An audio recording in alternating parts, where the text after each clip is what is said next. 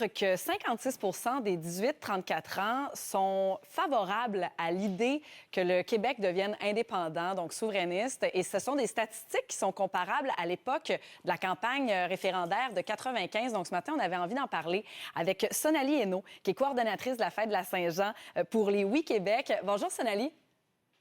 Bonjour, merci de me recevoir. Bien, merci beaucoup d'accepter d'en parler avec nous ce matin parce qu'on trouvait ça super intéressant. D'abord, vous avez 24 ans, vous êtes impliqué en politique et ça fait combien d'années que vous donnez de votre temps comme ça pour la politique? Moi, ça fait environ 4 ans que je m'implique avec les Oui Québec. Surtout, c'est comme ça que j'ai commencé mon implication politique. Donc, ça fait 4 ans que je fais la Saint-Jean avec les Oui Québec comme coordonnatrice. Qu'est-ce qui a été l'élément déclencheur qui vous a donné le goût de dire je vais donner de mon temps, je vais m'impliquer, je vais essayer de faire une différence? Pour moi, ça a vraiment commencé par la culture. Je travaille dans le milieu de la culture, dans l'industrie de la musique. Puis, j'ai commencé à organiser la première Saint-Jean en 2022. Sans même être indépendantiste, c'était vraiment par volonté de promouvoir la culture, puis de vouloir voir cette culture-là briller sur nos scènes. Donc, j'ai commencé à m'impliquer comme ça, puis c'est au cours de cette implication-là que j'ai vraiment assumé mes convictions, puis que j'ai découvert à quel point c'était important pour moi, puis que je voulais que le Québec soit un pays réellement. En lien avec les statistiques dont je faisais étalage dans les dernières minutes, est-ce que vous avez remarqué dans les dernières 4 années que, bien, en fait, il y avait vraiment une montée de la popularité de la politique, des jeunes qui veulent s'impliquer? Absolument. Moi, je vois une grosse différence entre la première année de la Saint-Jean où on était environ 500 au Parc Laurier, puis cette année où on était plus de 5000, dont surtout des jeunes.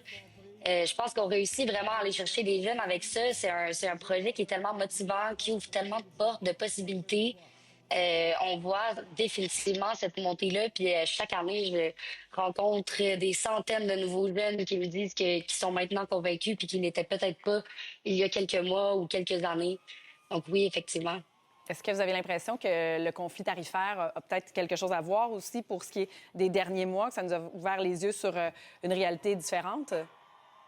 Je pense que la situation mondiale actuelle, oui, la situation tarifaire, on pourrait en parler, mais on pourrait aussi parler de guerre partout à travers le monde, de peuples qu'on voudrait se voir être libérés comme on le voudrait pour nous.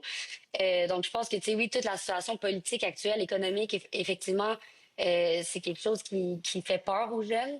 Et je pense que l'indépendance, ça se présente un peu comme une solution à ça, où on peut rêver de faire quelque chose de mieux, puis faire quelque chose de différent, quelque chose de nouveau dans un nouveau pays. Puis peut-être de devenir une influence dans ce contexte-là qui est si instable, de prouver qu'on peut faire quelque chose de beau malgré tout. Mais je trouve ça vraiment inspirant de vous entendre ce matin. Comment est-ce que vous percevez les générations plus âgées, le regard qu'ils portent peut-être sur les jeunes qui s'impliquent? Des fois, en fait, ce sondage-là a mis en lumière que les jeunes étaient plus impliqués peut-être que ce qu'on imaginait. Oui, ben, je pense que les gens commencent à s'en rendre compte. C'est sûr que nous, au Québec, on a quand même une belle gang très multigénérationnelle. Puis les plus vieux, disons, dans notre organisation, nous supportent fièrement, sont contents de voir des jeunes s'impliquer. Puis je pense que de plus en plus, les gens se rendent compte que justement, on est cette nouvelle génération qui n'a jamais eu à se poser la question nationale, qui n'a jamais pu voter à ce sujet-là. Donc, je pense que les gens trouvent ça intéressant de voir que nous aussi, on apporte notre vision dans ce mouvement-là et qu'on a vraiment quelque chose à dire pour ce Québec pays qu'on veut.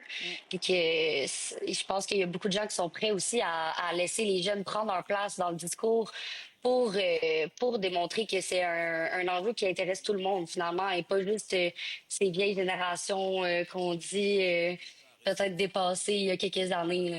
Puis qu'est-ce que vous pourriez conseiller aux jeunes qui nous écoutent ou qui nous regardent, qui se disent ah mais ça m'intéresse. Par où on commence pour donner de son temps comme ça pour la cause?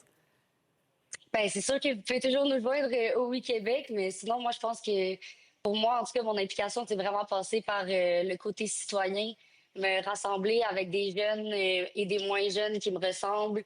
Puis je pense que c'est de trouver les gens qui nous ressemblent puis qui nous parlent, puis de trouver des façons de créer des projets ensemble qui vont peut-être aller avoir un impact direct sur la communauté dans laquelle on est. Donc, tu sais, moi, je suis originaire de l'Abitibi. Mais j'organise des événements à Montréal. Puis je pense que dans chaque foyer de résistance, chaque communauté à travers le Québec, on peut trouver sa place, puis on peut créer des initiatives citoyennes vraiment intéressantes. Fait que je pense que c'est vraiment de trouver un peu qu'est-ce qu'on veut dire là-dedans. Oui. Puis ensuite, il y a de la place pour tout le monde. Sonali Hénaud, merci énormément de nous avoir parlé ce matin. C'était très, très inspirant. Ça, je trouve que ça met de la lumière pour l'avenir, là, avec tout ce qui se passe dans le monde présentement. Je trouve que vos propos étaient très lumineux ce matin. Merci beaucoup. Ben, merci à vous. Passez une belle journée. Bonne journée.